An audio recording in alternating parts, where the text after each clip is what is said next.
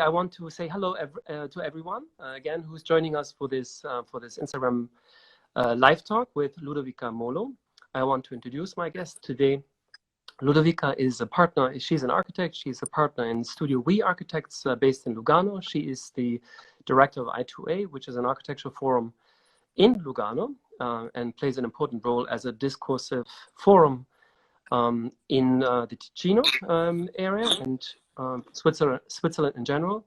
And she's also, since 2016, the president of the BSA, the Association of Architects in Switzerland, which is a very important position because it's an institution of national relevance, reuniting the efforts and the ambitions of architects throughout this country, which has a very diversified architectural culture.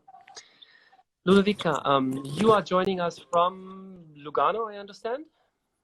Is that correct? Yeah, from my garden, actually. Yes, okay. from my garden. Good. Okay. Yes, from your garden. Good. Great. Do maybe you think we have a which connection is it good enough, this connection? You see the noise? It's a little bit around. The noise is very beautiful because we hear the birds. The picture is a little bit low res, but it really doesn't matter at all. Okay. It's perfectly fine. Okay. It will go up and down. Maybe Ludovica, can you tell us a little bit how you experienced the past 2 months, because you are in one of the most hit regions of Europe, if not the world, in terms of infection cases. So how was this time for you, and how did you live through it? But you know, I live in Lugano. I live in the city, but I'm lucky enough to have a garden. But I have to tell you, I live in the neighborhood where we have a COVID hospital. So really near my house is the hospital. So of course, in the first months, you know, in the first weeks, I would say, of the emergency, it was quite incredible to be here. It was quite impressive because you would have this sense of the emergency next to you, you know, next to my house. This was quite incredible. On the other hand, for my personal life, I have to tell you, it was also very interesting to have a moment of rest, you know, to have a moment to be in the house and to think about what are the fundamental issues that we're addressing, you know. And of course, the Ticino, you know, the Ticino has this incredible landscape. So even if the public spaces in the city were closed, they were not reachable, you know, they were close to the population because they were considered to be dangerous. We have these incredible mountains.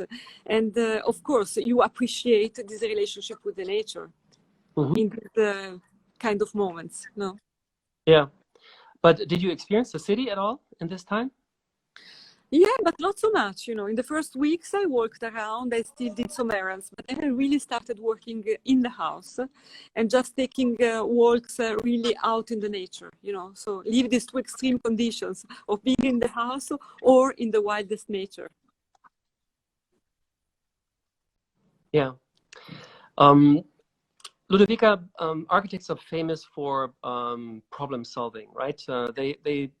The minute they see a situation that isn't working right, they come up with a plan to mend it. You are an architect as well, so you have this built-in impetus, I guess, as most of us. Was there anything that struck your mind when this situation hit, where you had the feeling one should do this to be prepared for next time or to better go through such a crisis? Do you think there's something that architects and urbanists could do, design-wise, to propose changes to the hardware of the city that would actually help us to cope better with a situation like this? You know, there are many levels. You know, there is in a crisis like this, in an emergency like this, you have many levels of discussion.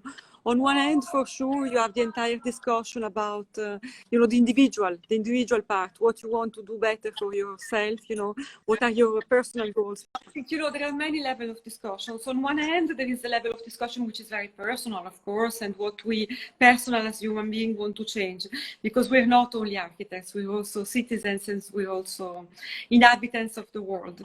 And then, of course, there is a level of discussion of our profession, of our discipline, And I am absolutely sure that it's a bit too early to give recipes, to really come out with a manifesto. I think these things, they need a time, we will need some time to understand the direction in which to go.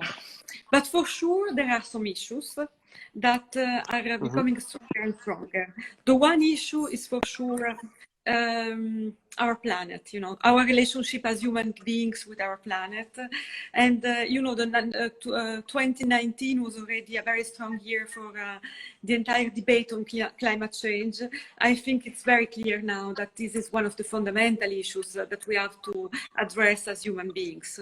We will have to face these issues and we will have to find an answer to that. And I'm also sure that as architects, we will have to be involved with that. And maybe we haven't enough, As BSA, we are once a year we are doing eine Tagung, a day of studies, which is open to the public administration, to our associates. It's really a moment where we try to understand what can be our contribution to the society.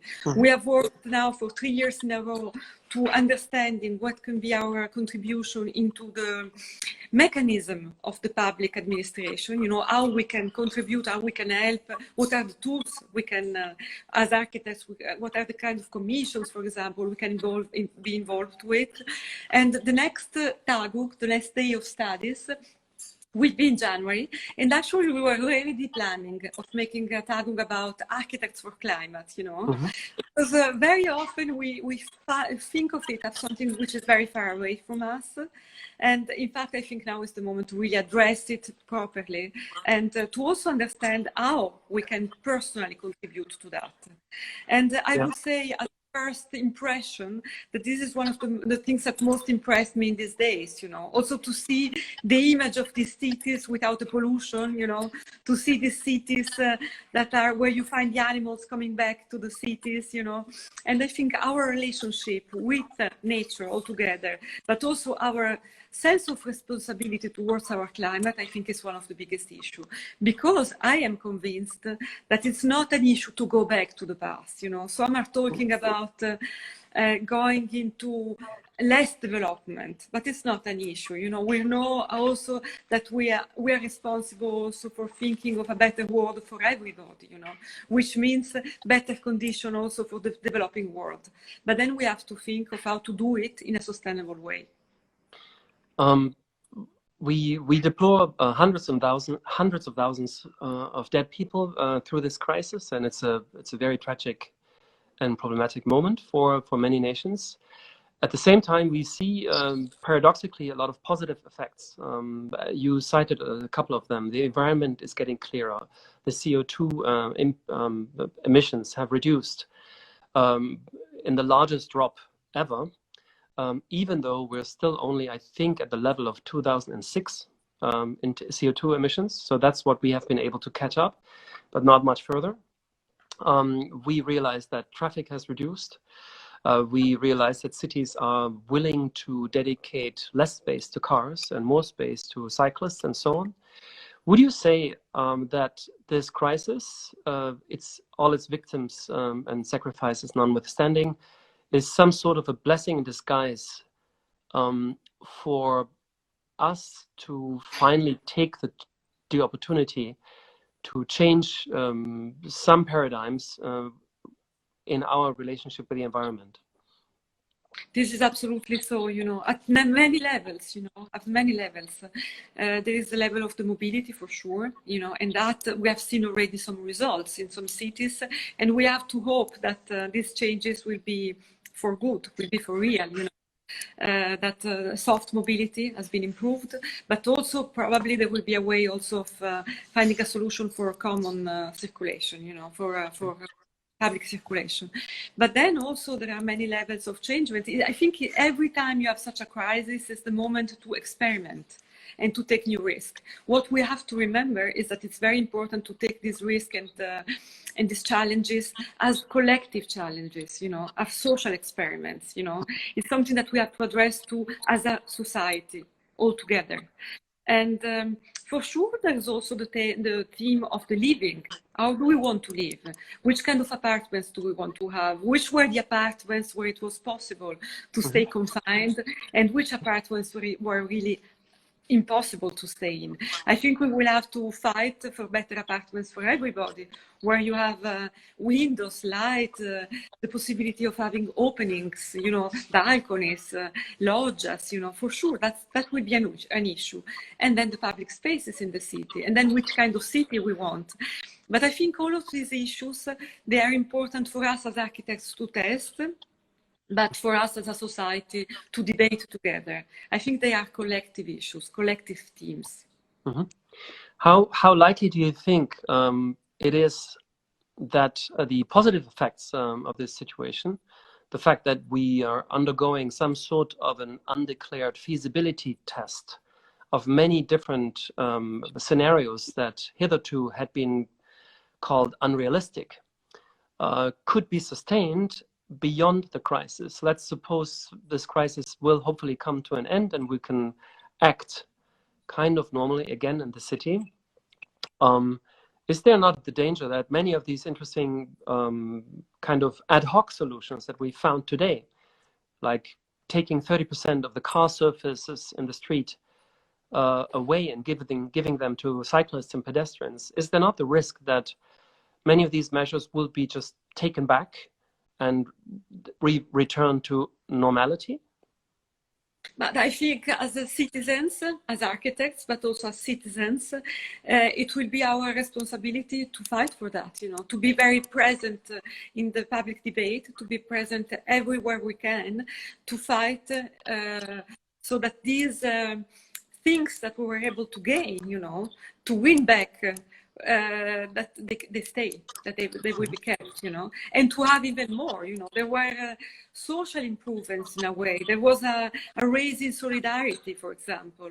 All of these issues, or there was also a questioning about what kind of consumption we want to have, you know. And I really hope that all of that will stay with us, but it will be our role, all of us, to watch out that this will be kept, you know. That is safe. Yeah, it's interesting to see it currently in the debate of economics and politics, where many, for instance, key industries of the 20th century, such as the car industry, lobbies very strongly with politics to say that they're nearly broke and they need millions and millions of euros and Swiss francs to basically keep their foot in the game. And politicians are almost willing to give this money. At the same time, we see there's a strong public opposition to that as well, saying that every state money that is given in support of industries today should only be given for fossil-free, eco-friendly industries of the 21st century. But it's clear that this is an open debate, and it's actually happening as we speak, and it could go out either way. I'm wondering what can architects do and urbanists to basically make clear this is not about simply mending a problem that we have now, but actually taking a leap into another paradigm that maybe without this crisis we wouldn't have come so close to. But you know, our role very, very crucial if we want to go really into the debate of architecture, very crucial is to prove that you can do an architecture of quality, an architecture that stands, you know, that can stay, that responds to the need of a population, even by doing an architecture that is fully sustainable, you know. Because in the past we had there was a little bit, forgive me if it's superficial as a comment, but there was a little bit of a gap between the architecture that is really sustainable and the architecture that is really beautiful or as a quality. I think we have to bridge this gap, you know, and to prove that there is no gap. This is one issue. And the second, what we were already in this direction, is to prove that Baukultur, you know, that an architecture of quality is a value for the entire society. But we were already working on these values since 2018. And I think this is for sure a fight that we have to lead all together, you know, the public institution, the Association of Architects, the architects themselves, and of course the client and the administration. Yeah. As president of the BSA, I'm wondering, what do you think can be the political role of, or let's say the role of the BSA in general, of the Association of Architects in Switzerland? Because what we see right now is interesting. There's actually someone in the of our audience here quoted as Biggie Blog, just reminding me that there is really an interesting initiative of architects right now, which is called Architects for Futures, which pops up in different cities, Basel, Zurich, and others, Lausanne, where architects basically take their free time to come up with scenarios that could actually help influence policymakers also to make the right decisions. Today, there's a group in Basel that I know, which is called Countdown 2030, that you, I think, also know. Yeah. Which are all young architects that basically think we're not doing enough as architects. We're not thinking enough beyond the building we are just about to do. We're not thinking enough in terms of the whole built environment and how that should be dealt with. Is there a way how the BSA could also help to kind of concert these various civic actions of different architects who try to make a collective effort? Couldn't the BSA be the BSA? Couldn't it be some sort of a synthesizer of these various voices and giving them more critical mass and articulating this also to policymakers and governments and so on? Absolutely. You know, I think our role is the role of the facilitator. You know, our role is the role of the platform. I'm absolutely convinced that what we have to do is exactly to give voice to these people. You know, you and I think, are really fond of activism itself. I think the activists have a really fundamental role in our society to bring the debate, to change mentality, to create a shift of mentality, to provide a real discussion. And I think our role as institutions, you know, as Association of Architects, but also as a Museum of Basel and I2A in Ticino, our role is exactly to give a voice to these people and to provide them the channels to be heard, to be listened to. Okay. And to make them grow, also to help them grow. But exactly, it was a bit also your suggestion, you know, that somehow flourished in us when you came to me with the idea of these young people in Basel, you know, talking about climate. And this is also why we're doing this day in January, to discuss about what we can do for the climate, you know. And I think we have to be open, listen to suggestions, and really try to make them flourish, especially if we are in the position of doing so. You know, I was wondering, is the BSA some sort of a strategic think tank, or could it be one in such a situation where architects can actually find a forum in which they formulate some sort of strategic vision of what the relevance of their work could be? I'm just to give a historical comparison.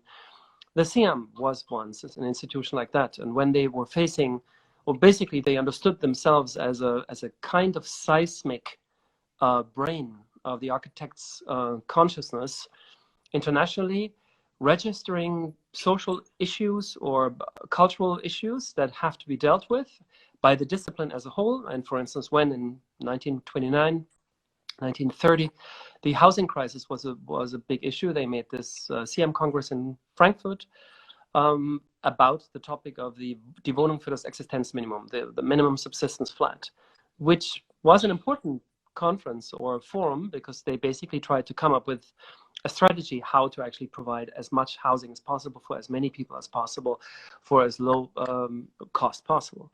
So somehow we no longer seem to have these types of forums or sort of think tanks where, let's say, a group of architects that feel committed to the role of architecture for society come together and work outside of their commercial work.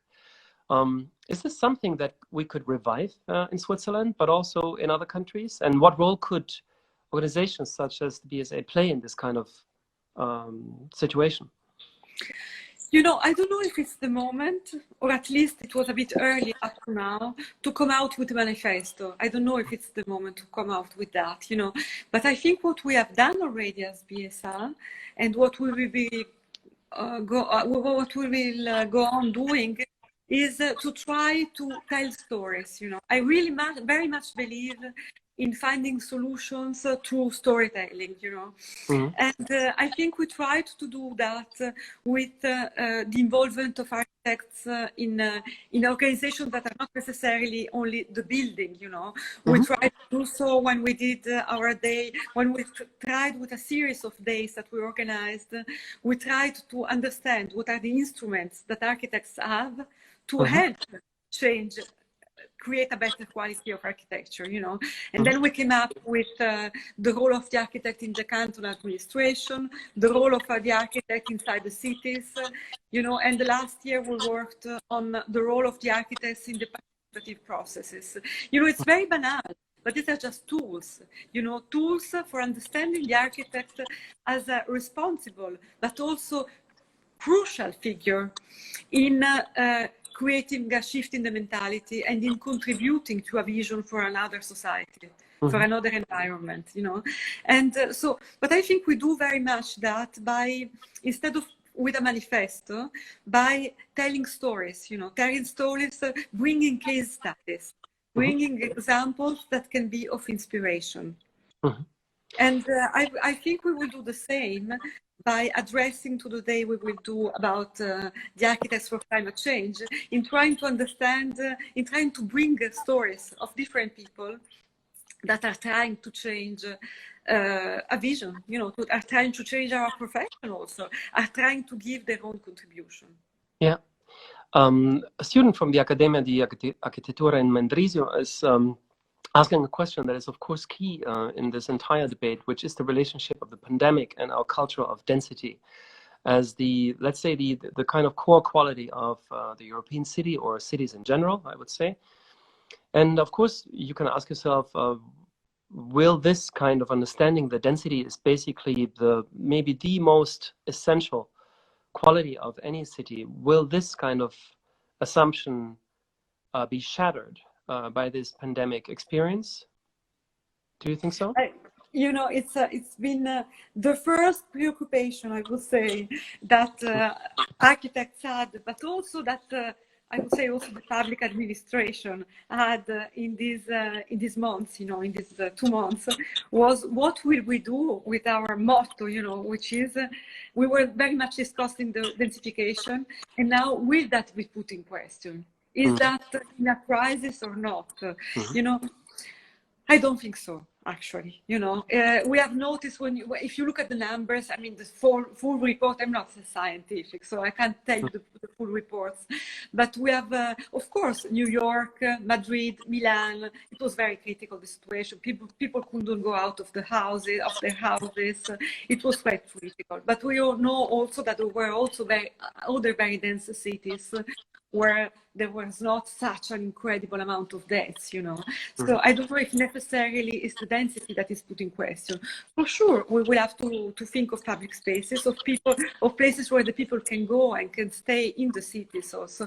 We will maybe have to think of different cities where the nature is brought into the cities, and where we have places where we can gather and be and meet each other without being in commercial spaces, that's for sure. But what we have seen also, that if you live absolutely isolated in such an emergency situation, you feel very lonely, you know. And that what we need, in fact, is also the solidarity between people, you know. We need to be close to help each other. So, you know, there seems to be this interesting paradox between social distancing, which is always the term that's been used, while we probably would need to talk much more about physical distancing, or exactly in a situation where we need to physically distance each other from ourselves, from each other.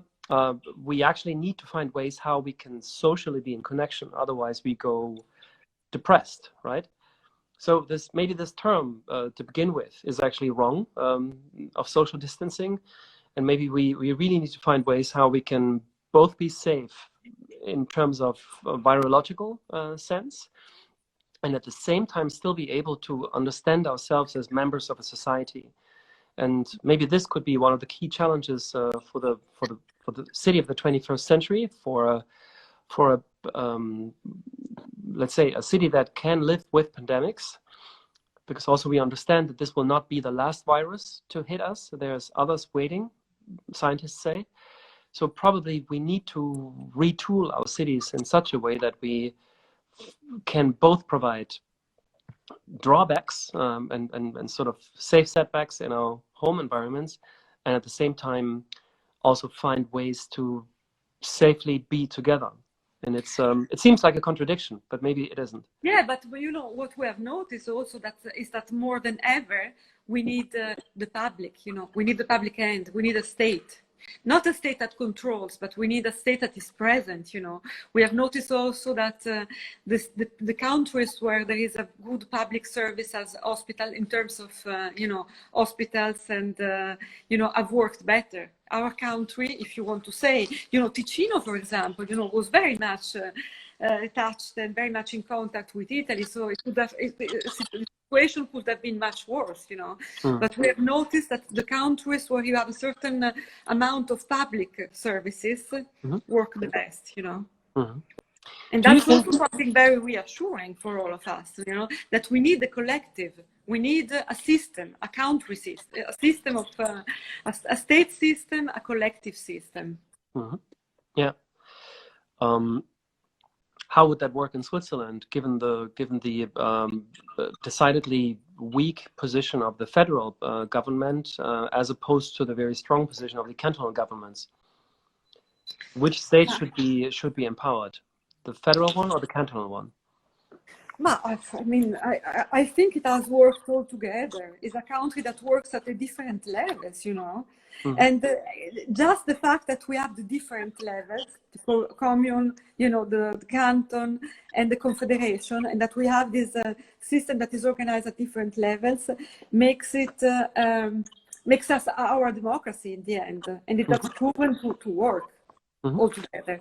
But to go back to the issue of the cities that you were raising, you know, for me, one very important question that opens up is about the dimension of the cities, you know, because what probably is coming into a crisis is this idea of the megalopolis, you know, and what in fact works quite well is the idea of a network, as we have in Switzerland, of smaller cities, you know, cities that provide some density, cities that provide some difference in between city and nature. It's very important to have a boundary in between cities and nature, not to have a sort of uncontrolled continuity, you know, to have places that are as natural as possible in opposition to what the city is, but also to have this sort of network of cities that are medium-sized, probably as opposed as the megalopolis that is in such situations is more difficult to be livable. So you're describing basically the Swiss culture of the city, right? No, but also you could say also some German. It's a German system as well, you know. It's a system of cities that are of medium, big size, but are not megalopolis, you know. So what size would we talk about? 500,000? No, also a couple of millions, but maybe not 25 millions, you know. Okay. You know, I mean, altogether, I think that if we are able to keep a relationship with some open spaces, a relationship with the nature, of providing the services that are important for the population, we have a better quality of life. Maybe if we switch back a little bit to architecture and think about if we can imagine that the cities can typologically transform through this situation and evolve some of their strengths, like the presence of public space, the presence of green space, and so on, and collective spaces in general, to work as a network throughout the city to provide spaces where people can also realize the other ones. How do you see the possible changes for architecture if we take into account that this situation has particularly shown us that it is also possible for people to work at home, some part of their work, some jobs can be done this way, and there's already companies that basically say they intend to shift a major part of the work that previously had been carried out by their employees in offices and other professional environments, now shift that to some degree to their homes, so that we could imagine that for the type of work that can be done at home work, that maybe 50% of that time would no longer be carried out in offices, but in homes. How do you think this would actually affect both office building typologies, but also the typology of the residential flat, of the house? You know, we have proven in this time that it was possible to work at home. It's even possible to organize events like this one at home, and it works very well. So, and I also think that we have proven for the quality of our life that it's wonderful if we have to move less, and it's better for the environment altogether. There is less pollution, less traffic. You know, Ticino, for example, is a very small country with very little inhabitants. If you think it's just a neighborhood of Milan, but it's absolutely crazy for traffic, you know, and I think we have proven altogether that the quality of our life improves. So in some parts, I think for sure that to work at home will be something that we conquer, you know. But on the other hand, we have to think of other typologies of houses, you know, that are more flexible. We are still, most of us, living in houses that are quite traditional, that have been planned just to live. And I think it's very important then to go back to the idea, maybe even the idea of La Caton Vassal, this idea of this extra space, this space that you can have that is not defined, you know, apartments that are less traditional, where you can imagine living in another way, and also having spaces that you can transform and can be flexible, you know. And I think this is really important, to think of apartments, to design apartments that are imagined and conceived differently for more different families, groups of people, but also for more different uses. This is one thing. And the other thing, I think, you know, we'll still need to be together and to meet each other. And therefore, I think we will have, and I really think that the remote village or the suburbia is not necessarily the solution for most of us. So I think we will have to conceive neighborhoods of cities where there's more there are more functions together, you know, living together, where you can work, you can study, you can live, and you can meet each other, you know, neighbors that are more mixed. I mean, the role of work for our cities and also for our homes has been addressed critically even before this crisis, altogether with the fact that a lot of jobs will disappear in our society due to roboticization, to machine work, artificial intelligence, and some studies predict that 50% of our jobs will actually be redundant. And for that very reason, there's this big discussion in Switzerland. It has been important as well about in German the term is bedingungsloses Grundeinkommen, you know, the basic income, because a lot of scientists, social scientists, predict a situation where we will no longer gain our living through the pay of our work, simply because we have no work anymore to make the money from that we need to live. And that's why states need to invent systems where they can basically make sure that people have enough money to live, but maybe this money does not come from a regular job as we know it. So the 21st century will be the century, in all likelihood, where we risk to run out of work in the classical sense, and where for that reason, obviously, the simple typological question of workspaces will have to be addressed completely in different ways than in the 20th century. The Neufert will have important additions to it, I think, and maybe the question of home, this insurgence of home office work right now is kind of anticipation of a larger transformation of work that we are kind of hesitant to actually address. This is the biggest issue. This is what? This is the biggest issue altogether. The issue that you're raising now is probably the biggest issue altogether. No. the issue of work is really going to be the next, the real issue for the future, because it's in the end, it's the issue of the economical change, the economical shift. We are architects, of course, cannot change the world in this sense. We only have to try to understand the world, be very quickly and very prepared to understand the changes in society. And what we can try to do is to address, to find the typological answers to the issues, And also in this sense, I think probably it is true, probably we will go to loss of jobs altogether, to the necessity of having the states intervening and providing a minimum salary for most of the people, and working will be a sort of privilege, for a few people. This is for sure like this. But this is why also that I think we will have to find a way of living. Creating spaces of production, small-scale production probably, or spaces that can be flexible and transformed into small-scale production, small-scale ateliers, possible works close to home that people will be able to invent. Because probably people will be able to invent some kind of services for the society. Yeah. I think that's great. That's a fantastic kind of challenge for new architecture to be built, and I'm sure that architects can really bring in their imagination powers to come up with new typologies, and many architects will love to do that. But what do we do with the existing buildings that we have in the cities? Office buildings that have been conceived in the 60s in the ideal of a functionalist architecture that tried to be just the perfect office building, never with any kind of consideration in its design process that it might have to be changed into something else.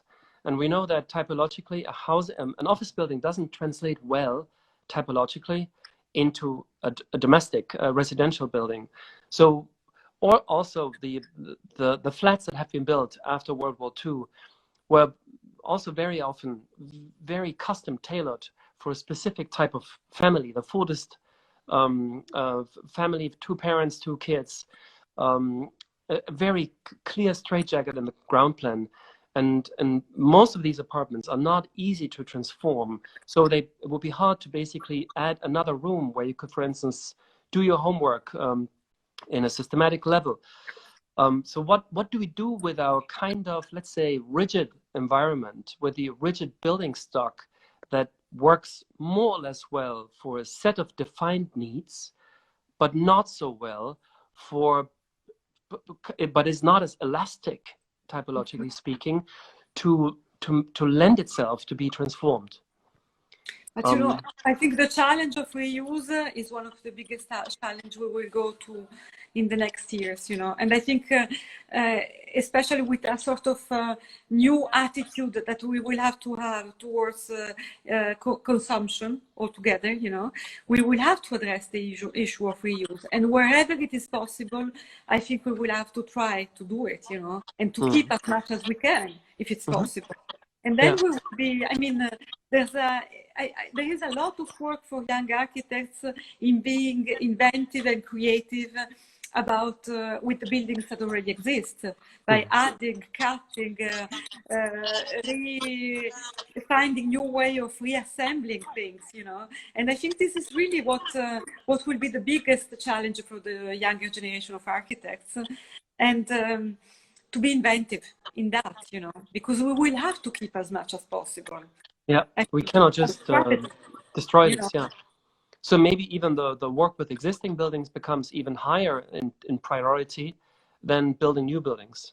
Absolutely, for sure. I'm sure of that, that more and more, we will build new buildings in very spectacular and very specific cases.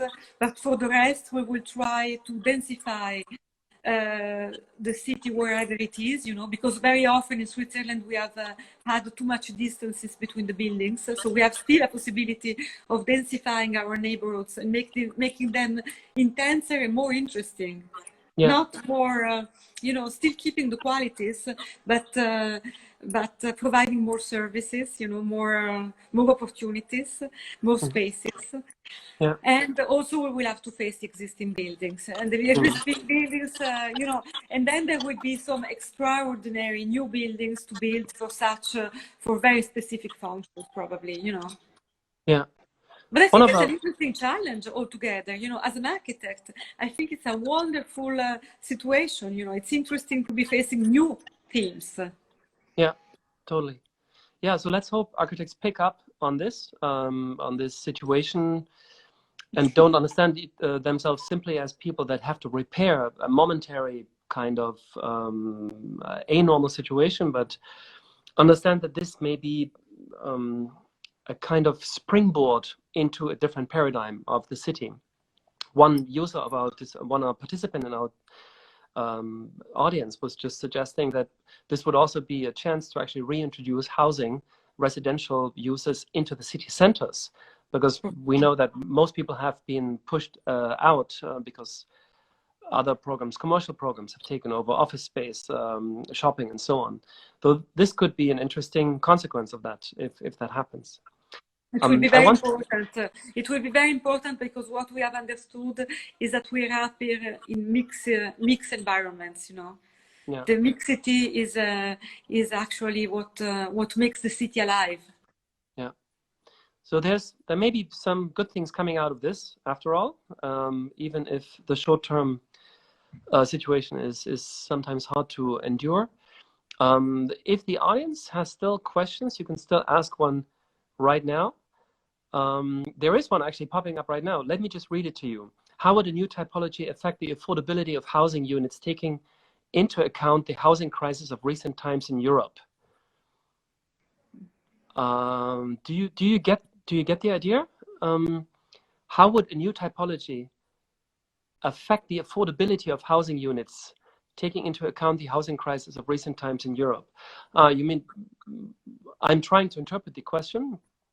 I think you answered yourself by saying that if we will have less office spaces, and the office spaces, even if you say that it's difficult, the office spaces will be transformed into unity that can be ateliers, but also housing. You know, they will provide dwellings. They will provide habitat spaces. So, and they you will think bring this more life to the city as well. They will bring back the life in the city, which is a big issue. Yeah, but the question was the affordability of housing. You know, would that affect the affordability? I mean, would it make housing cheaper, more affordable, if we, for instance, convert vacant office buildings that we no longer need into housing? For sure, because if there are, you know, dismissed office buildings that stay empty, you can be sure that the owners of the office buildings are happier to rent them for less to residents than to have them empty in the end. Yeah. No? It's the law of the market in the end. Sure, but let's say the evil temptation would be for the owners of these office buildings to turn them down and redevelop them with some program that would be more profitable under current marketing conditions. But we don't even know exactly what is more profitable in the moment. But I think, you know, for having a real shift in this direction, we have to be, as architects, very, very, very present in the debate. But then I think it's very important to be, to have on our side the politicians and the public administration. You know, it's a vision that we need to have all together as a collectivity, you know. If you want to bring back the life and the life of families, of normal people into the city centers, this is something that we have to bring forward all together as a vision. Yeah, I'm happy that you say this, and I'm curious to how you can use your different channels of work for this goal, and I'm sure the BSR can play an important role in this, but also I2A and so on. I would like to thank you for this really nice discussion. Thank you. We could continue, of course, still, but I want to inform our audience also. Stay tuned for next week. We will continue the series and more or less always do one talk a week, either on Friday or maybe also on Thursday. We are currently organizing other talks. If you actually have suggestions of people that you would love to have featured in this series, let us know. Just write us a mail or a comment here on Instagram, and we will check out this opportunity, right? Also, if you happen to be in Basel, don't miss the opportunity to join us in the museum. The museum is open again, and even if it's a little bit difficult to actually see the show, I mean, you can see the show, but you can't really touch, you know. So it's look but don't touch because of the the pandemic regulations. But actually, we have continued, or we have extended our show that we had before the pandemic, which is called Under the Radar, a show about forms of architecture that don't materialize in buildings but are still architecture. It's a really interesting show because the corona somehow kind of figures almost perfectly in this show, and some of the architects that are in the show have actually developed new content in analyzing the current situation that we're going through. So there's a lot of reasons to come to the Swiss Architecture Museum. If you are in the neighborhood, please do so. We're happy, and otherwise we will see each other again in a week from now, roughly. Stay tuned for our newsletter. We will inform you what's coming up in the next weeks, and give us feedback if you want to give us some input. Thanks a lot. Thanks, Ludovica. Thank you very much, Andrea. Let's talk soon, and hopefully also again in 3D. In Basel. Yes, in Basel. Bye. Bye. Ciao.